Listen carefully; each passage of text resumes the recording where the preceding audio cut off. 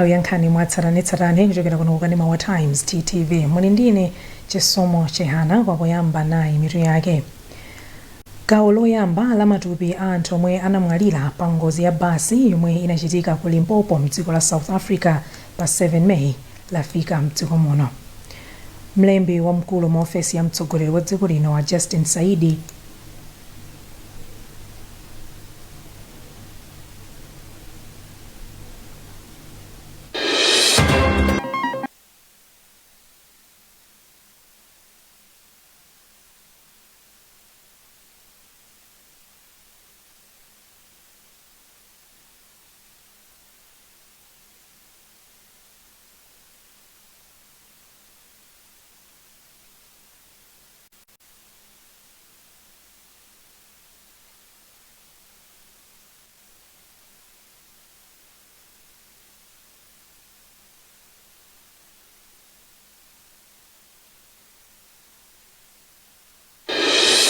Nkhani mwatsatanetsatane kuchokera kuno kukanema wa Times TTV muli ndine chisomo chehana kwa kuyamba nayi mitu yake. Gawo loyamba la matupi anthu omwe anamwalira pa ngozi ya basi yomwe inachitika ku Limpopo mdziko la South Africa pa 7 May lafika mdziko muno. Bwalo lalikulu loweruza milandu ku Lilongwe lalamula kuti anthu onse omwe anamangidwa kwa msundwe mu sabata yapitayi amasulidwe. Nkhani zina, Pesticides Control Board yati pakufunika zindapusa zokhwima zoteteza dziko lino ku mankhwala owononga chilengedwe komanso anthu. Tili ndi izi komanso nkhani zina zambiri, tatiyeni tikhale limodzi. Yati yoyamba, gawo loyamba la matupi anthu omwe anamwalira pa ngozi ya basi yomwe inachitika ku Limpopo mdziko la South Africa pa 7 May lafika mdziko muno. Mlembi wamkulu mu ofesi ya mtsogoleri wa dziko lino wa Justin Saidi ndi amene alandira matupi awiriwa kudzera pa bwalo la ndege la Kamuzu mu mzinda wa Lilongwe. Zambiri mu ripoti ili la Mercy Matonga. Saidi anali mtsogoleri wa dziko lino ndi okhumudwa ndi ngozi ndipo boma lipereka ndalama zokwana 500,000 kwacha ngati ndalama yachipepeso ku banja lilonse lofedwa. Iwo ati matupi wawo omwe alipo 8 azibwera mzigawo kamba kamayendedwe. Matupi onse 8 amene akhala akubwera pa tsiku azibwera awiri koma tangopanga ti mwambo ongoyerekezera mwa tizibwera tsiku ndi tsiku koma tangoyerekezera kuti onse 8 aja tiwachitire mwambo wa lero. Chifukwa cha lero tachita mwambo inali ngozi ndithu yomvetsa chisoni chifukwa ndi basi imene linali ndi anthu 58 mkatimo ndipo pafupi 55 anali Malawi. 8 anavulala ndipo ati anali ku chipatala ndipo mwa 8 amenewo anali amuna 4 azimayi 4 ndipo mwa 8 ena atulusidwa 5 angosala 3 amene ali chipatala. Dickson Muhango omwe anayimira mabanja ofedwa ayamika boma komanso anthu ogwira ntchito ku ofesi ya ukazembe omwe agwira ntchito yotamandika. Ife anthu zikuoneka ngati sina chinthu chophweka koma inunso mukuziwa chinthu chachikulu kwambiri chilipo chinthu chophwanya mtima oti koma ayi ndithu embassy South Africa anthu amene wa Mulungu adalitse anthu amene wa ndoti maziwa muzintchito anthu amati afolo kwa nthawi yoti tizipita ife tatikwanira koma anthu amene timakhala nawo pana usiku ndithu kukhala kugona pamalo poti siposayemenera anthu amene atithandiza kwambiri komanso ndikuthokoza kwambiri kuti boma lisasiye kutigwira zanja tikakhalira mzifukwa ngati zimenezi. Ngozi inachitika mdziko la South Africa inakhudza basi ya monorama yomwe munali anthu 58 omwe amachoka mdziko muno ndipo anthu 8 anamwalira pa ngozi ndipo atatu akulandira thandizo la mankhwala mdziko la South Africa. Bwalo lalikulu loweruza milandu ku Lilongwe lalamula kuti anthu onse omwe anamangidwa kwa msundwe mu sabata yapitayi ndi asilikali IMDF komanso apolisi amasulidwe. Loya woyimira anthu wa Jefferson Luwa watsimikiza izi. Iwo ati bwaloli lalamulanso kuti anthu onse omwe akusungidwa pa nkhaniyi amasulidwe. Anthuwa akuwazenga milandu powaganizira kuti anapezeka ndi mowa osaloledwa kuphatikizapo milandu ina. Bungwe la Malawi Local Government Association lomwe limadziwika kuti MALGA lavomereza zomwe khonsolo ya mzinda wa Lilongwe yachita pogumula msika ndi nyumba zosaloledwa ku Wakawaka mu mzinda wa Lilongwe. Msikawu wagumulidwa lachisanu. Rebecca Chimjeka Matemba ali ndi nkhani yonse. Mchikalata chomwe wasayinira ndi mkulu wa maka Harold Kandawire komanso mtsogoleri wa bungweli Isaac Jomo Osman ati zomwe khonsolo ya Lilongwe yachita ndi zovomerezeka, ndipo anena kuti izi zikutsatira malamulo amapulani omwe mzindawu unayika. Bungweli lati misika yosalolezedwa komanso zomangamanga zopanda chilolezo zikuyambitsa chisokonezo komanso kawirikawiri zimaonongetsa mapulani a mzinda. Padakali pano bungweli lapempha anthu amalonda komanso omanga nyumba kuti azitsatira malamulo a mizinda komanso kusiya kuchita malonda m'malo osaloledwa. Ndipo maga yalimbikitsa khonsolo iyi kupitiriza kukambirana ndi anthu ochita malonda powasamutsira misika yovomerezeka. Bungwe loyang'anira mankhwala amene ali amagwiritsa ntchito powopera mbewu la Pesticides Control Board PCB lati pakufunika zindapusa zokhwima ngati njira imodzi yotetezera dziko lino ku mankhwala ononga chilengedwe komanso anthu. Mkulu wa PCB ya James Kapale wauza komiti ya ku nyumba ya malamulo yoona zaulimi pamene komiti iyi inakayendera maofesi a bungweli kwa avumbwe mboma la Thyolo. Akapale ati ngakhale lamulo loyang'anira mankhwalawa linakhazikitsidwa mchaka cha 2018 zindapusa zake zidakali zochepa. Ndipo wapampando wa PCB Dr. Victor Maropa wati bungweli lilibe malo oyesera mankhwalawa komanso malo owonongera mankhwala osayinira. So PCB Pesticides Control Board ikufunika kuti ikhale ndi malo oyezera mankhwalawa, chifukwa sitinganene kuti mankhwalawa ndi abwinobwino ngati sitinayeze. Ndiye mdziko muno tifuna tikhale ndi malo oyezera timatchula kuti laboratory, pakali pano tilibe. Ndikuti timagwiritsa ntchito anzathu kaya kunja timatumiza mwina masample South Africa, ndiye zimene zikufunika ndalama zambiri zomwe nthawi zambiri timakhala kuti tilibe.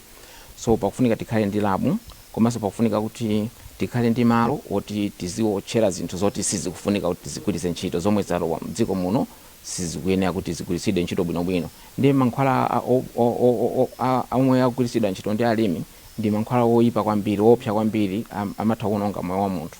Ndiye sitimangotaya olo kungoziwotcha mwa choncho. Wapampando wa komiti ya Anthony Kamoto wati ulendo wawo unali wodzaona ntchito imene PCB ikugwira. Kunoko ife ngati agriculture and irrigation tinabwera kuchoka ku parliament kuzamvetsetsa chenicheni ntchito imene anthu anzathu amagwira. We realize kunaya kuti anthu awawa ndofunikira pa ntchito ya ulimi, amapanga mankhwala oteteza mbewu komanso ziweto zathu. Ndiye tinafuna tibwere kuno kuti tizamvetsetse kuti chodi zikuyenda bwanji ndipo akugwira ntchito yotani. Ntchito akugwira ntchito yabwino, ndipo atifotokozera njira ndondomeko zimene iwo akufuna kusata kupita chisogolo komanso mavuto amene akumana nawo. Mavuto amene tikuwaona as a committee choyambirira ndi kupezeka kwa mankhwala mchisawawa m'misika yathu. Aliyense angozuka ndi kuyambisa shopu kuti agrodira osaphunzitsidwa, osapasidwa ulangizo uliwonse. Ndiye zimenezo zo ndi chovuta chimene tikuchiona. Komanso dandaulina ndiloti anzathuwa akalanda mankhwala aja kuchoka kwa anthu osiyanasiyana kuti zimezi yazo zimafunika dongosolo lake kuti azichite dispose kuti aziononge siamangochita chisawawa.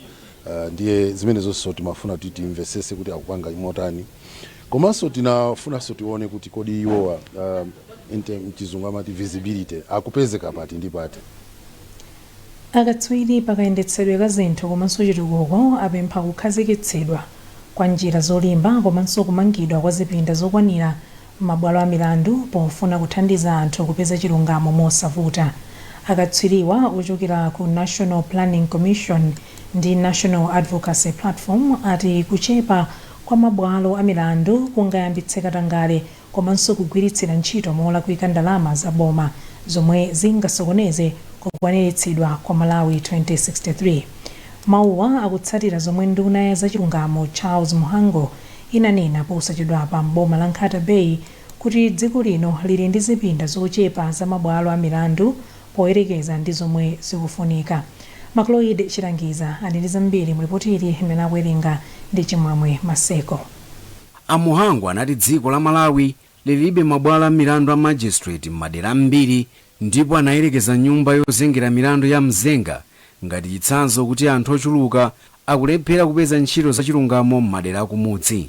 Amuhangu anati kuonongeka kwa bwalo la milandu la Mzenga komanso nyumba zogwira ntchito kukusiyana ndi zolinga za gawo lachiwiri la masomphenya akulu a dziko lino komanso ndondomeko yokweza ntchito zachilungamo mzaka 10 zoyambirira za gawo la masomphenyawa. Ndiyesesa kuti ngati nduna yona za malamulo ndi chilungamo ndi yankhule ndi anzathu aku Judicial, a Chief Justice komanso a Chief Registrar kuti chonde tiaganizira zathu kumzenga kuti khoti lili chimene building imene ndaona nyumba chimene ndaona ya bwalo limene ndaona tili konze nsanga amajisira ayambe kubwera. Polankhulapo pa nkhani, mkulu wa bungwe la National Planning Commission Frederick Changaya anati akugwirizana ndi zomwe Amuhangu anena, ndipo anati kupambana kwa ndondomeko iliyonse ya chitukuko cha dziko kumadalira kwambiri kayendetsedwe kabwino ka zinthu komanso dongosolo lolungama pogwira ntchito za chilungamo.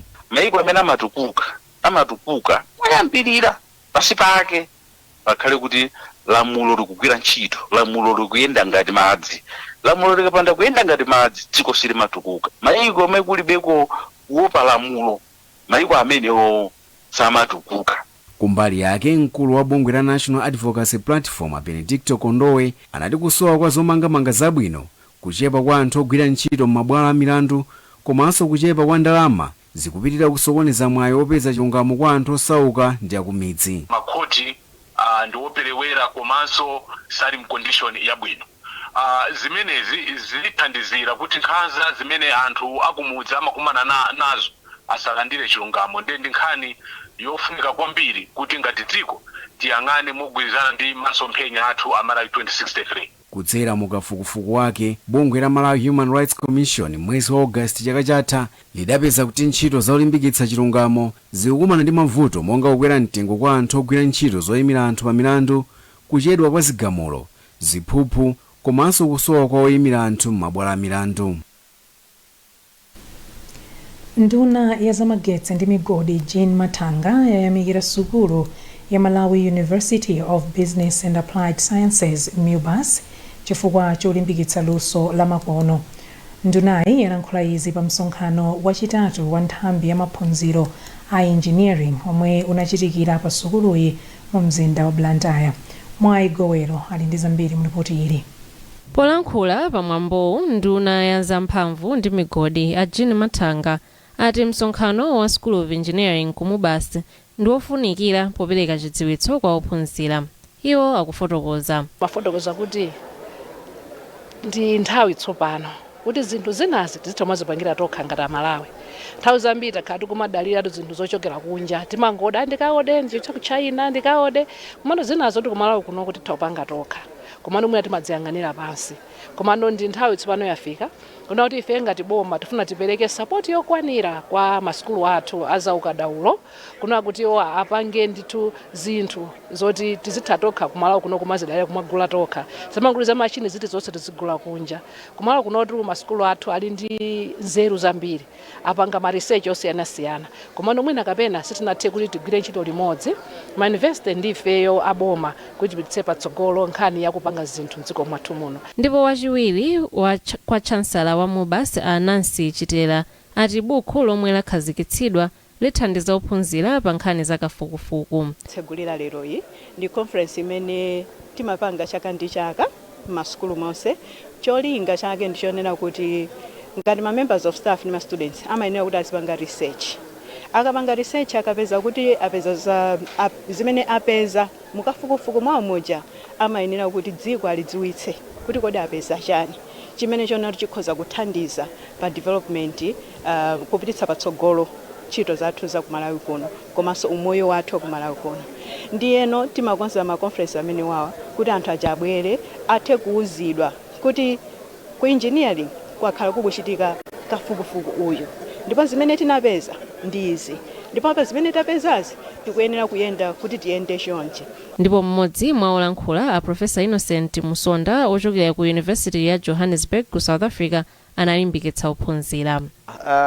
I think the narrative that has gone out is that, or at least suggests that we cannot do or progress without external. Ndikufuna kulimbikitsa ana asukulu kuno ku Mubas kuti adzikhala okutha kuyima pawokha. Kuti dziko la Malawi lipite patsogolo ndikufunika kuti tichitetse kupempha chithandizo ku mayiko ena. Think about it. Msonkhano unachitikira pansi pa mutu wakuti Integrated Engineering Innovations for Industrialization and Sustainable Infrastructure. Ndipo unasonkhanitsa akatswiri osiyanasiyana komanso ana asukulu.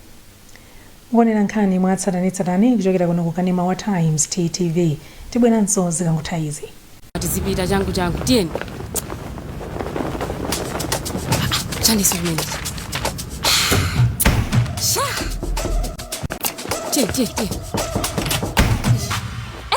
Kodela ntili kuti ndubwela ndingopita ku bank usida center ndubwela kopha tibise nawo ndimbusa kwa msifanyani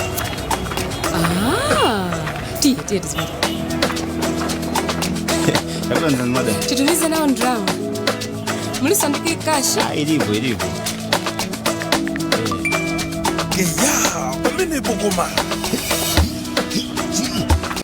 Kwacha Point ya Standard Bank yafika mdela lanu. Pitani page ndo Kwacha Point kuti mutabe nukusungisa ndalama mu account mwanu. Quick cash njizina zambiri. No stress, no worries, deep at Kwacha Point. Osaka and Tawi ni Kwacha Point. To see a Standard Bank PTA. Kwacha Point. Kwacha Point.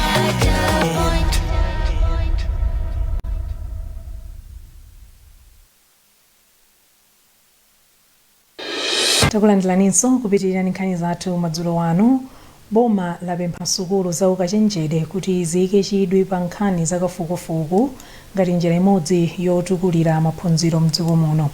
Langizo lidaperekedwa pa mwambo opereka madigiri ndi madiploma kwa ophunzira 889 omwe amaliza maphunziro awo pa sukulu ya ukachenjede ya DMI St John the Baptist omwe unachitikira ku Bingu International Convention Center mu mzinda wa Lilongwe. Jime Chazama ali ndi zambiri mu ripoti ili. Wachiwiri kwa nduna ya zamaphunziro a Francis Fole ati dziko lino silingakwaniritse masomphenya a chaka cha 2063 ngati sukulu za ukachenjede sizikupereka maphunziro apamwamba kuti ophunzira azichita bwino akamaliza maphunziro awo. Kuyambirira ngati dziko sitingakwaniritse masomphenya athu a 2063 ngati maphunziro athu Malawi muno ali pansi. Chifukwa ifeyo ngati boma tionetsetsa kuti tigwire ntchito ndiyo sukulu zimene zili za private kuti tionetsetse kuti ma standards amene aliwenya kuti afikiredi. Ncholinga yonena kuti pamapeto azonse mwana amene tikumphikayi, mwana amene tikunsulayi, luso limene alitenge ku sukulu kuja likakhale limene likufunika ndi pa msika wa dziko. Mmodzi wa akuluakulu pa sukulu ya Benedicto okoma atani Malunga wati sukulu iyi ndiyodzipereka kupereka maphunziro apamwamba. Tikufuna kunena kuti maphunziro omwe titi tidzipereka adzikhala maphunziro oti mwana wathu atha kupita ku dziko lina lililonse lapansi pano kukatamandidwa kuti uyu anasulidwa. Tili ndi chinkondwa pano kamba kuti tatiusa aphunzitsa ambiri pa nthawi yomwe boma likufuna aphunzitsi ophunzira bwino. Towera Kawazamaye ndi mmodzi wa ophunzira omwe amaliza maphunziro awo. Ndine osangalala kwambiri chifukwa choti sizinali zophweka kupanga sukulu kungoyambira nthawi yomwe tinkayamba maka nthawi ya mayeso amakhala zophunzira zambirimbiri koma ndikuyamika Mulungu chifukwa ndakwanitsa ndamaliza bwinobwino sukulu mpaka ndapanga graduation. Sukulu ya ukachenjede ya DMI idakhazikitsidwa mchaka cha 2010 ndipo imapereka maphunziro kwa achinyamata a m'mayiko a mu Africa. Bungwe la Malawi Girl Guides Association MAGA lati ndilodzipereka kulimbikitsa kuti m'bado wa atsikana okubwerawo ukhale odzidalira. Bungwe lilanena izi mu mzinda wa Blantyre pamwambo okondwerera zaka 29 kuchokera pamene linayamba ntchito zake mdziko muno. zambiri mulipotilira Florence Mwale. Mwambowu unayamba ndi zionetsero za zinthu zomwe atsikanawa amaphunzitsidwa komanso zinthu zosiyanasiyana zimene iwo amapanga ndi manja komanso zipangizo zopezekeratu. Alusi Kaluwa ndi mmodzi wa akuluakulu ku bungwe la Maga.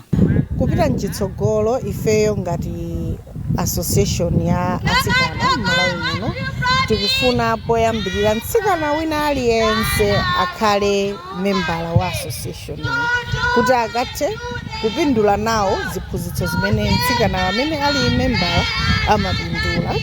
Komanso tili ndi chikhumbo chachikulu kuti pamene tinakali mu dziko muno tionetsetse kuti mbado wina ukubwerawu ukhale greater than mbado wa panopa, kuti ubadwa ndi maphunziro amene walipowa akuphunzira nawo mpaka nozipita mchitsogolo. Mlendo olemekezeka Afegi Mphasi Mwale omwe ndi mkulu wa Southwest Education Division analimbikitsa atsikanawa kuti azisunge ndi kupewa kuchita maubwenzi ndi anyamata adakali achichepere kuti iwo athe kukwaniritsa maloto awo. Walimbikisa kwache kupatula kuti azingowerenga azilimbikira sukulu, ndalimbikisaso kuti iwowo asapange ntchito gonana, asakhale ndi zibwenzi. Masiku ano wiki iliyonse tikumamva kuti mwana wazipha nkhani yake ati chibwenzi chatha, ati makolo ache akumuzuzwa chifukwa ali ndi chibwenzi. Ndenda wauza anawa kuti izi zisizoyenera, komanso anawa ndalimbikisa pamutu wa chaka chino timaona, tikaona, timasamalira, tikasamalira timatengapo gawo. Padakali pano bungwe la Malawi Girl Guides Association lili ndi mamembala 1 million mdziko muno. Wolemba nkhani alimbikitsidwa kuyika patsogolo nkhani za maufulu a anthu othawa kwawo pa zifukwa zosiyanasiyana ponena kuti akukumana ndi mavuto ambiri m'malo amene akukhala. Bungwe la Art and Global Health Africa ndilo lapereka pempholi litakumana ndi atolankhani a mbungwe la Nyika Media Club mchigawo cha Kumpoto. Deborah Madeya walemba ripoti ili limene akuwerenga ndi Chimwemwe Maseko. Mkulu wa Art and Global Health Center Africa Roger Piri anati pali ndondomeko zina zomwe zimaphwanya ufulu wa anthu othawa kwawo omwe amakhala kudzaleka. Piri anati bungweli likugwiritsa ntchito luso makamaka kanema yomwe akutchedwa We Name Ourselves yemwe anamujambula pofuna kuyika poyera mavuto omwe anthu othawa kwawowa amakumana nawo komanso kuti adindo achitepo kanthu. Kumalawi kunoko timagwiritsa ntchito kuti malamulo kuti refugees akabwera adzikhala malo amodzi asamayende, malamulo samakakamiza kuti akafuna kuyenda ndi kuti mwina atinge chilolezo kangoyenda opanda chilolezo amamanga ngakhale kuti amapasa ma identity card koma amakhabe ma refugees. Ndipo nkhani ndi zina zimene zikhala zotsamwitsa tuzona kuti kodi izizi tingozisiya zipitirira chonchi kapena tiyene kukambako kwamba kukambirana kuti zina zisinthe. Wachiwiri kwa wapampando wa bungwe la Nyika Media Club Clementina Ponderani anati atolankhani apitirira kuteteza ufulu wa wina aliyense mdziko muno. Aponderani anati atolankhaniwa akhala akulemba nkhani zosiyanasiyana zokhudza anthu othawa kwawo ndipo apitirira kuchita izi poonetsetsa kuti ufulu ndi umunthu wawo ukutetezeka. Tadziwa kapena tamva mavuto amene anzathu akukumana nawo kudzaleka, makamaka anzathu amene ali othawa kwawo pa zifukwa zosiyanasiyana kumene tamva ngati mavuto kuti kulibe maphunziro oyenerera, alibe malo oyenerera ogona, alibe zakudya zoyenerera. Zonsezi ife ngati atolankhani nafenso takhuzika, nde ife pokhala ndi kuti ifeyo ndi amene tili chotengera cha mawu cha anthu talonjeza kuti tigwira ntchito imeneyi yolemba ndi kufufuza bwino nkhani zomwe tamva mu dziko la lero. Malo osungira kwa anthu othawa kwawo adzaleka anawamanga kuti adzisunga anthu okwana 12,000 koma pakadali pano kuli anthu oposa 60,000. Boma la Malawi linalengeza kuti linali ndi malingaliro ofuna kusamutsa malowa kupita ukalizi mboma la Chitipa. Nkhani zathu pakadali pano ndi zomwezi koma tisanasiyane nayinso mitu yake. Gawo loyamba la matupi a anthu omwe anamwalira pa ngozi ya basi yomwe inachitika ku Limpopo mdziko la South Africa pa 7 May lafika mdziko muno. Bwalo lalikulu loweruza milandu ku Lilongwe lalamula kuti anthu onse omwe anamangidwa kwa msundwe msabata yapitayi amasulidwe. Mu nkhani zina, Pesticides Control Board yati pakufunika zindapusa zokhwima zoteteza dziko lino ku mankhwala ononga chilengedwe komanso anthu. Kumbukirani kuti mutha kupeza nkhanizi ndi zina zambiri pa tsamba lathu la Facebook la Times 360 Malawi, pa X @Times360 Malawi, komanso pochita subscribe ku 1895 poimba star 1895 #. Ndine Chisomo Chihana, mukhale ndi tsiku lopambana. Mwakoma nonse.